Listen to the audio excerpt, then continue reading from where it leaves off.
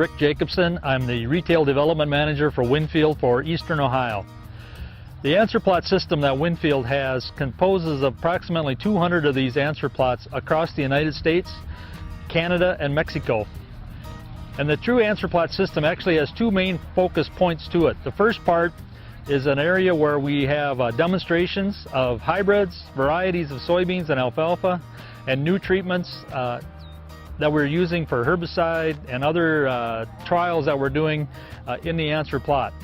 These plots are designed for us to use for seller training so that they can understand these traits, the hybrids, the varieties, and where they're used and how they respond to different treatments.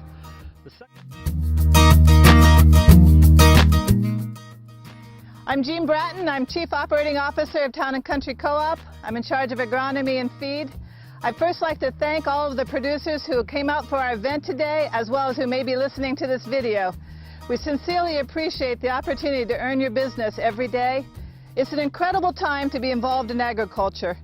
Not only do we have the challenge of trying to feed a growing population across the world, but we have an incredible amount of science being applied to agriculture as well as to human life. For example, the entire genome for humans as well as most of the crops and animals that we are involved with has been mapped. And you say, so what? But scientists are starting to use that information to repress or express certain traits so that corn is more drought tolerant, for example.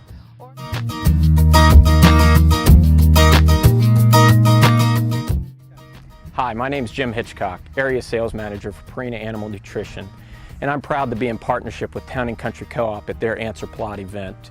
Today I have the privilege to introduce Gary Novacek, keynote speaker.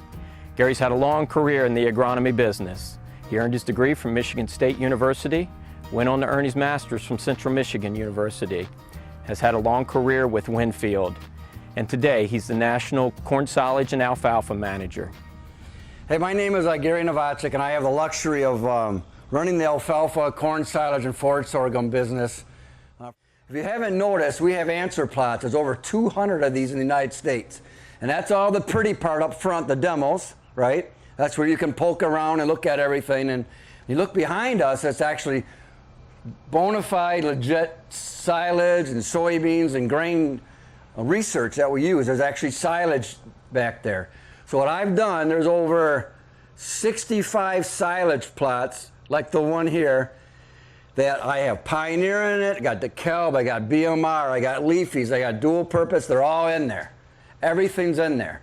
And what it is what it is. What it wins, I don't care what wins. That's if it's not our company's stuff, that's my problem. I got to start improving.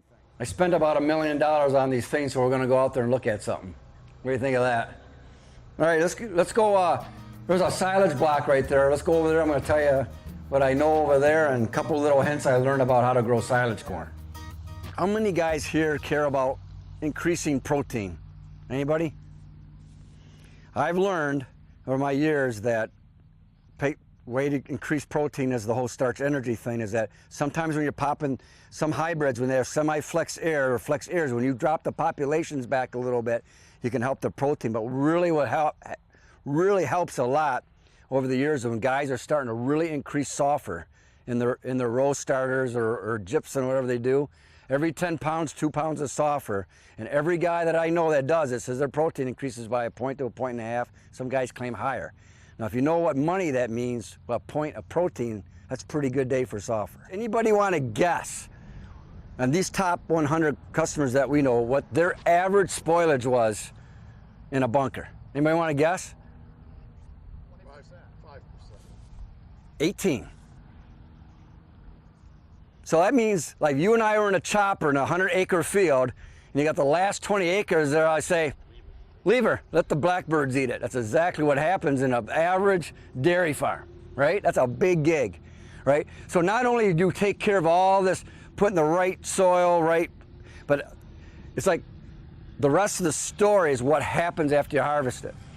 And the other thing that happens is that we're trying to approve is that when a plant gets larger and when the plant starts developing in age, where does all the lignin, where's all the bad stuff, where does it start developing in a corn plant? Down in the bottom, right? So in Wisconsin and Michigan, New York, a lot of nutritionists said, hey, your corn ain't doing very good for RFQ. He says, you need to improve that. I don't like what you're feeding. So they do what they call the old 18-inch chop in Wisconsin, right? They chop it right here, 18 inches. Anybody want to guess how many tons that is in an acre, 18 inches, that you gave away to the worms? 1.5 to 1.7 tons, right?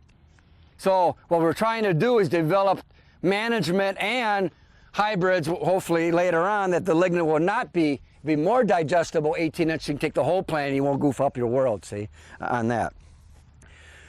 And the other thing is, I'm not going to go through varieties with you, but there's a couple of them in here that your local agronomist here sitting right with us today, if you have like nutrition problems, saying like your starch is too low, I would say more starch, there's varieties that when you drop the populations back, that will throw more airs at higher populations, that will help your starch, right? And if you have problems like diseases and insects, I mean, everything is starting to happen in the hybrids now that you can take care of about 90% of your problems with the hybrid selection on that.